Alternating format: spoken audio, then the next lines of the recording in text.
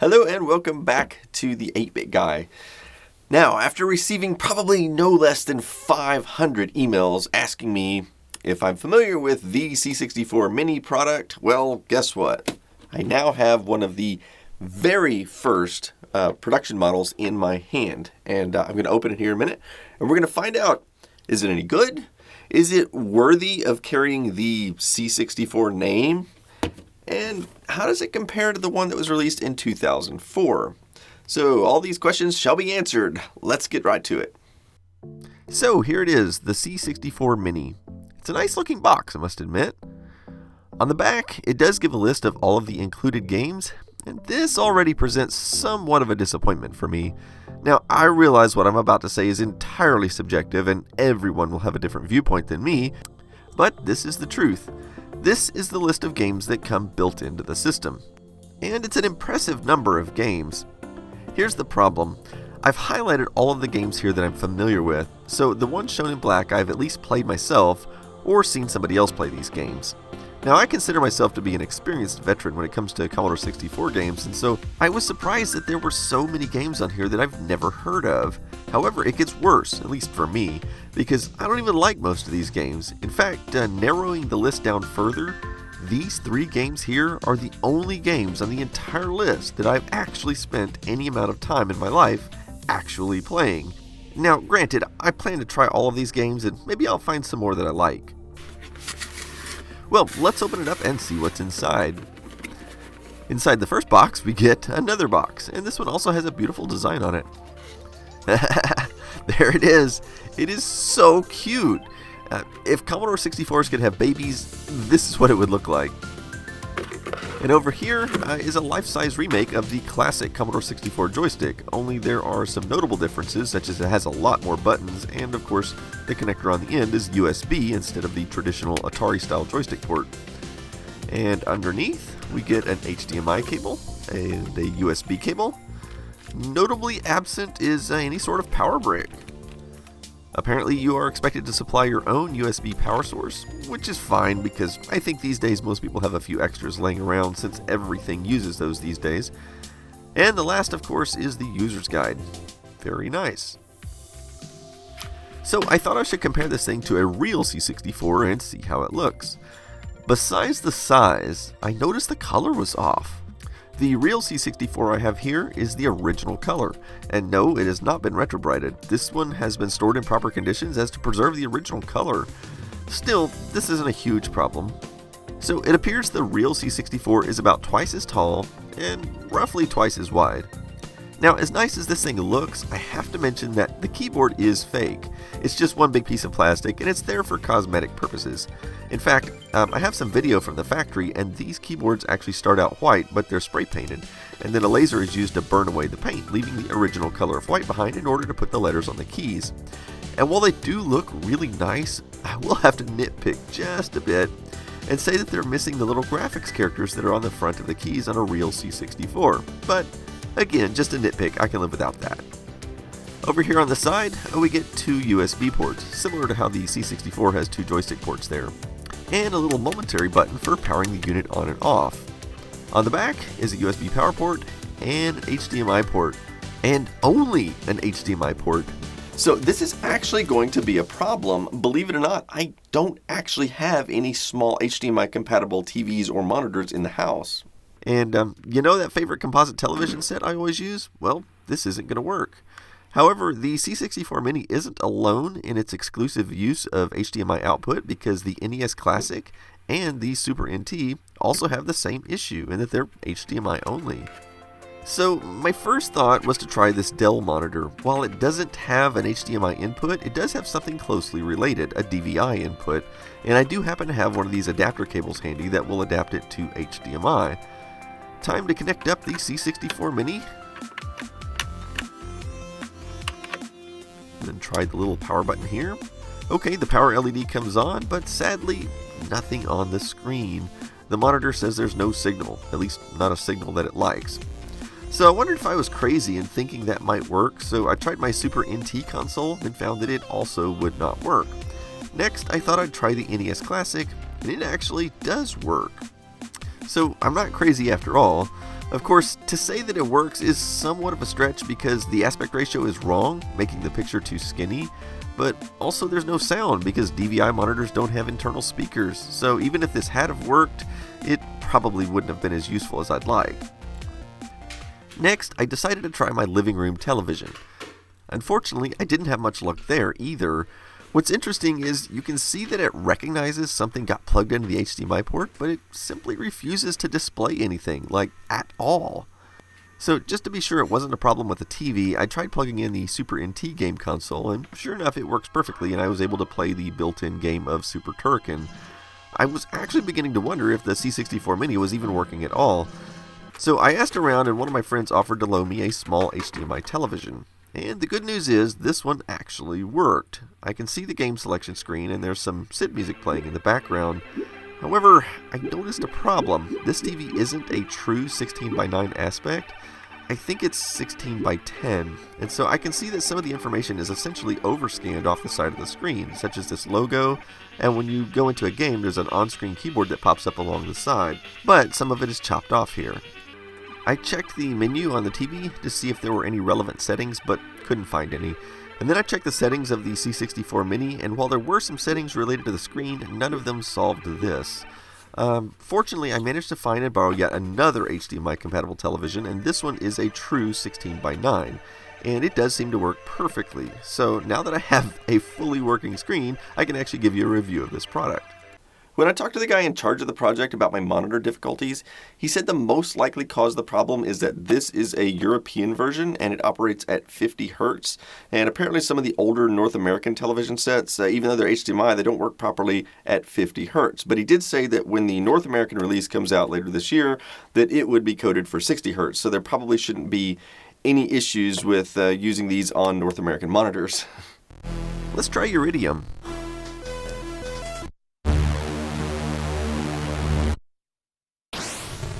Well, it looks and sounds very much like the real thing. There's one thing I did notice right away, which is there is some latency time between doing something on the joystick and seeing it on the screen. And this is most likely due to the fact that this is an emulation and thus there has to be some buffering going on. I would imagine a lot of people probably wouldn't notice this, and I think it also depends a lot on the specific game as to how critical the timing is. I'll do more investigation on this later. Next, I'll try the Temple of Asfi, assuming that's how you pronounce that. Okay, so this is one issue I wondered about. Some Commodore 64 games require use of a keyboard, and so what if you don't have one connected? Well, you can press the menu button on the joystick and this little on-screen keyboard will pop up to the right. So using this, I can manage screens like this, and if need be, I can even type my name in for a situation like this. For all the good it does, because I can't figure out how to play this game, so I'll just move along. This is Super Cycle. There are several racing style games on this machine. I'm not terribly familiar with this one, but it looks like I can pick my own color of motorcycle and helmet. Now, check out the little flashing disc up in the right corner. That means the game is essentially loading from an emulated disk drive, and that's the activity light for it. So anyway, that's Super Cycle. Next, I'll try Paradroid. Now, this is a game I've seen played but never played it myself, so I'm not 100% sure how to play it. One thing I did want to do, however, is take an opportunity to show you how the save game feature works on this thing. So if you press the menu button, one of the options you'll see is this save load game. And now when you press that, you'll be presented with 4 blank, basic looking screens in gray. And these are essentially blank places you can save a game. So I'll press the save button and it'll save it. Now I can go about my game and eventually I'll get myself killed.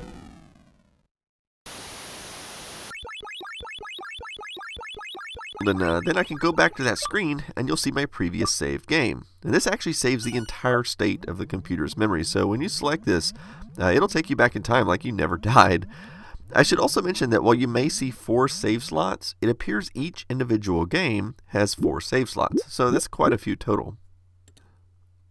Here's a game called Nodes of Yes. Never heard of this one. Can't quite figure out how to play it. So, moving along. This one is called Nobby the Aardvark. The graphics look really nicely done, and there's a whole storyline here. However, I've never played this, so it's totally new to me. I found the game infuriatingly difficult. I spent like 15 minutes trying to get past this stupid jet of water, and I never could. So, that's maybe a sign I should move on. This game is called Netherworld, and it's some kind of shooter game too. It didn't hold my interest much. This game is called Nebulous. However, in the USA, this game was called Tower Toppler. It's a decently interesting and fun game to play. This is Monty on the Run, and I do understand this was a popular C64 game because I've heard a lot of people talk about it, but this is my first time playing it. The graphics are pretty simple, but the music is fantastic, and the gameplay is difficult, but not so difficult as to make me stop playing. So yeah, this is a worthwhile game to play. Next up is Apocalypse. Get ready. It's just a space shooter. Nothing terribly exciting here for me. And here's Jumpman. This game was available on many platforms, actually. It's one of the really early computer games, and the graphics are super simple as well as the sound. However, it's surprisingly fun to play. Word of warning, this is one that will require using the virtual keyboard to select things. Another visitor. Stay a while. Stay forever. Impossible Mission was one of my favorite C64 games, and while it was available on many platforms, I think the C64 version was probably the best version of this game. There are so many rooms to explore and puzzles to solve. The graphics are fairly primitive, but the animation is smooth and the sound effects are excellent. This is another one of the platform games on here that I'm not familiar with. The graphics and sound are good, but it's a bit hard to play. And here's Boulder Dash. Of course, I'm familiar with this game, but it was never really one of my favorites. And here's another one of the mini space shooter games.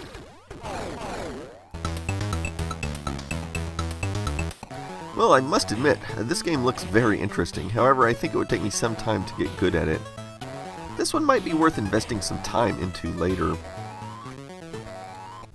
So that's not all of the games that the machine has, but I'm not going to play all of them for you because that would take a long time. But I did want to mention that when I talked to the creator of this device, he said that there were a lot of games that they really wanted to put on here, but they simply weren't able to track down who the current copyright owners are because these games have transferred copyrights many times throughout the last 20 or 30 years, and nobody seems to even know who owns them these days. But all the games that are on here currently are in fact licensed. However, one big consolation to the game selection problem that this little thing has is the fact that it has the ability to load in new games from a D64 image. Now, what I'm going to try to do is I'm going to try to load my copy of Planet X2, which that's the game I created.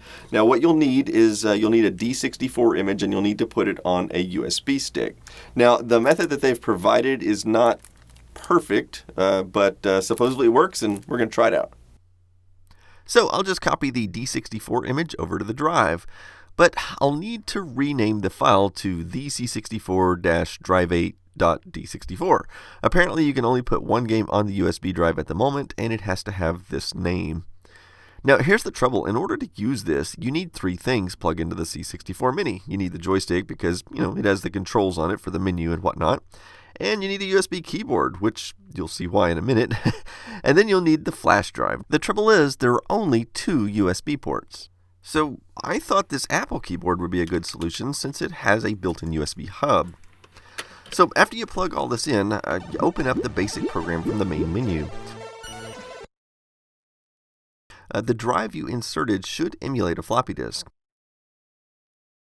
And sure enough, there's the contents of Planet X2. So I'll just type the usual load command. And off we go. Unfortunately, this seems to emulate the original disk drive speed without any fast loader. This is probably done to enhance compatibility, so you may have to be patient. Anyway, I'll fast forward a bit, and as you can see, it loads up just fine.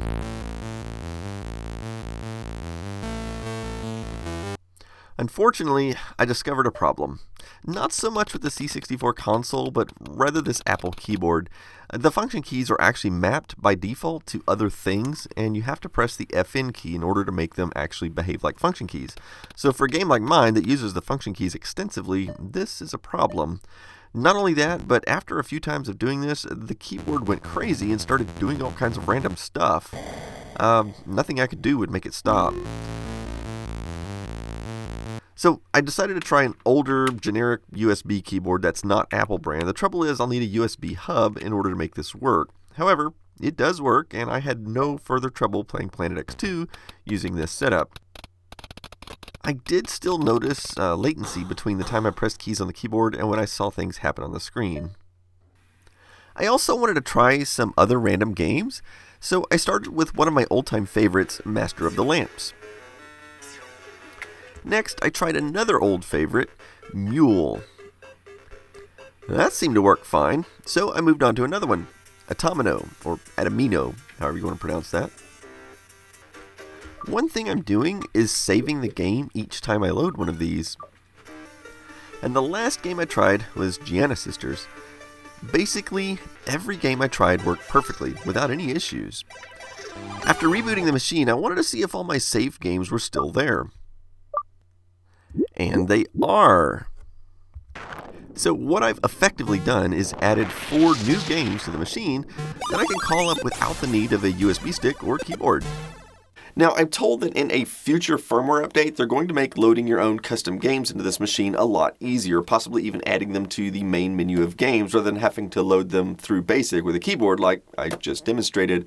But the fact that you can load games onto this at all without having to do any kind of hacks to the machine is really cool, because most other consoles like this don't give you that ability. And whether the games are downloaded from abandonware websites, or whether you programmed yourself, or even if you downloaded a legal digital copy, like for example with Planet X2, my game, when you go on my website and you buy a copy of the game, you're immediately emailed a D64 image, which is exactly the type of image that you need to run on this machine. And so I would hope that a lot more of the future games coming out for the C64 are also available like that, so that they can be played on here. Oh, and speaking of firmware, I was sent a new firmware for this device, and so I want to try it out and see how difficult it is to install.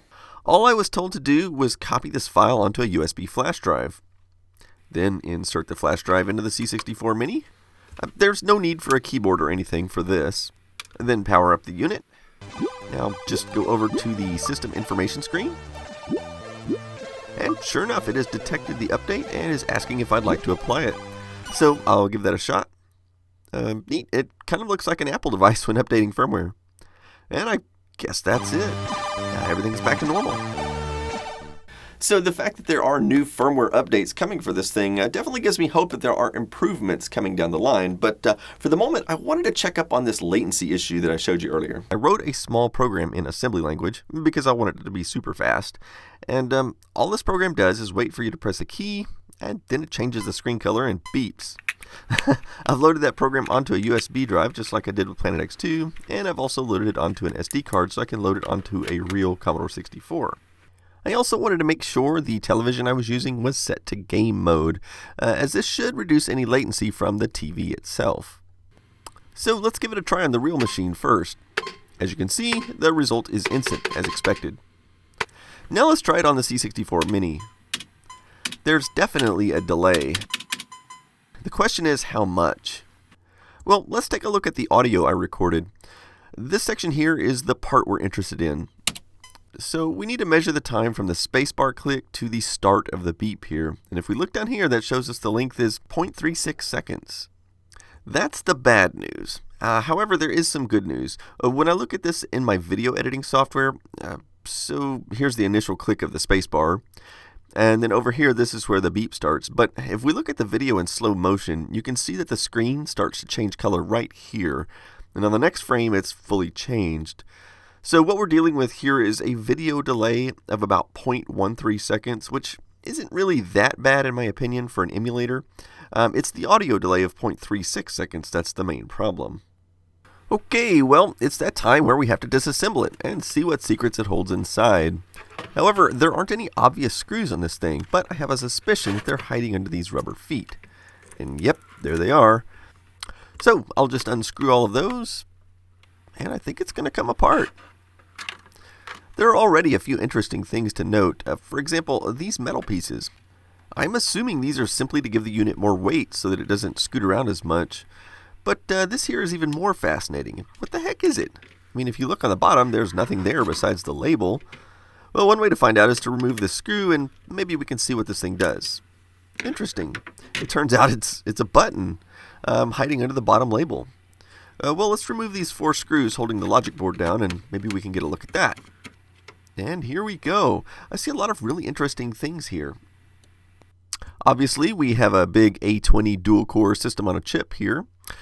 And over here is a 256 megabyte NAND flash chip, a 256 megabyte SD-RAM chip, and interestingly enough, a spot for another chip. So I asked about this chip, and I was told that the original board had 2 chips that were half the capacity, but to reduce cost, they were able to replace it with a single chip for the full amount. Whether it could be upgraded at this point, who knows? And this guy here is a power management unit with some general purpose input-output pins too.